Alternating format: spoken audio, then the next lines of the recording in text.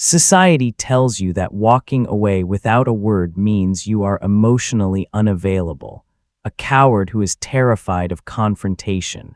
They say that cutting ties without an explanation is a toxic flaw, proof that you do not know how to communicate. But psychology reveals something very different. Sudden detachment is not always cruelty.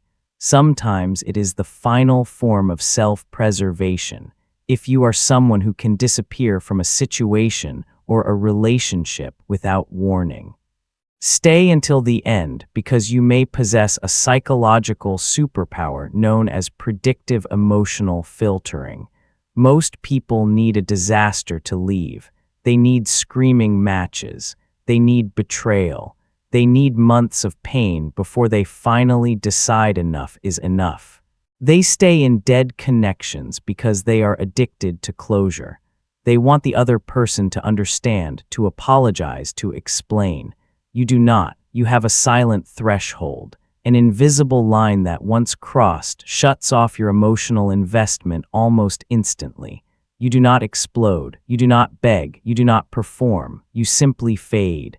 And the reason for that is more interesting than people think. Your brain processes social life like a risk calculator. When someone lies, disrespects you, or shows a subtle lack of integrity, you do not always react right away. You watch, you collect data, you let them keep talking, you let their behavior reveal itself, because you know something most people learn too late. Character always leaks out, and you are patient enough to wait for the leak. That is why people are often shocked when you disappear. They say you left out of nowhere, but it was never out of nowhere. They were just not paying attention. You probably gave them quiet warnings, a colder tone, less energy, shorter replies, a slight withdrawal that they mistook for patience. They thought your silence meant tolerance. It did not. It meant your internal ledger was closing. By the time they noticed you were slipping away, you were already gone. And that brings us to the darkest part of this pattern. People who detach quickly are often not cold at all. In fact, they usually care too much. They absorb everything. The micro-expressions, the tension in a room, the strange pause before a sentence, the hidden resentment behind a fake smile. You feel all of it. That constant absorption is exhausting. So when something finally crosses the line, your nervous system does not ask for a dramatic conversation. It asks for escape, not because you stopped caring, because caring any longer would cost you your sanity. That is why silence becomes your emergency ripcord. It is a drastic move, but it is also efficient. It ends the confusion. It ends the bargaining. It ends the slow poison of trying to save something that is already gone. And then there is the illusion of closure. Society romanticizes the final conversation. We are told that every relationship deserves an explanation, that we owe people a full breakdown of why we are leaving, but your subconscious knows the truth. Closure is often a myth. Explaining yourself to someone who is committed to misunderstanding you is a waste of energy. If you sit down and spell it all out, you are not always getting peace. Sometimes you are just opening the door to guilt trips, manipulation, and fake promises. The silent exit protects you from that. It stops the cycle before it can restart. And for a lot of people, that looks heartless from the outside. But from the inside, it feels like relief. Because you are not leaving to punish anyone. You are leaving to regulate your nervous system.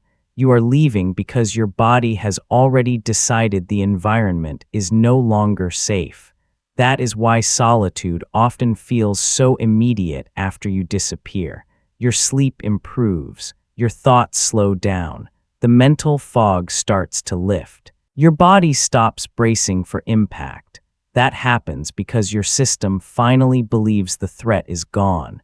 You disappear to survive. You disappear to rebuild. And here is the part that makes this trait so complicated. The real danger is not that you leave too easily.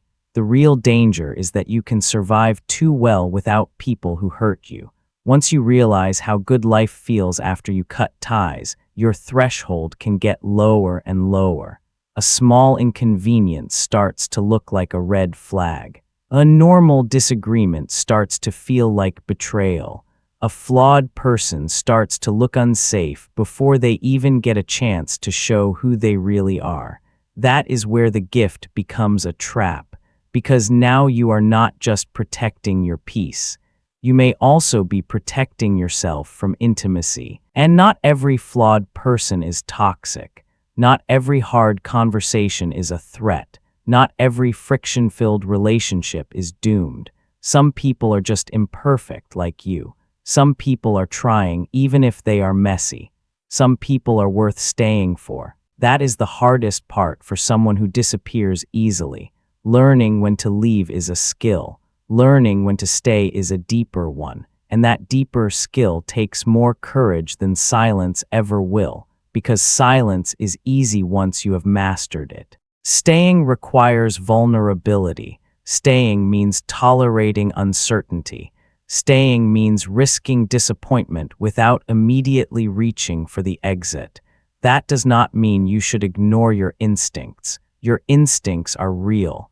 Your patterns are real. Your need for peace is real. But the next level is learning to tell the difference between danger and discomfort, between manipulation and imperfection, between a relationship that is slowly poisoning you and one that is simply difficult.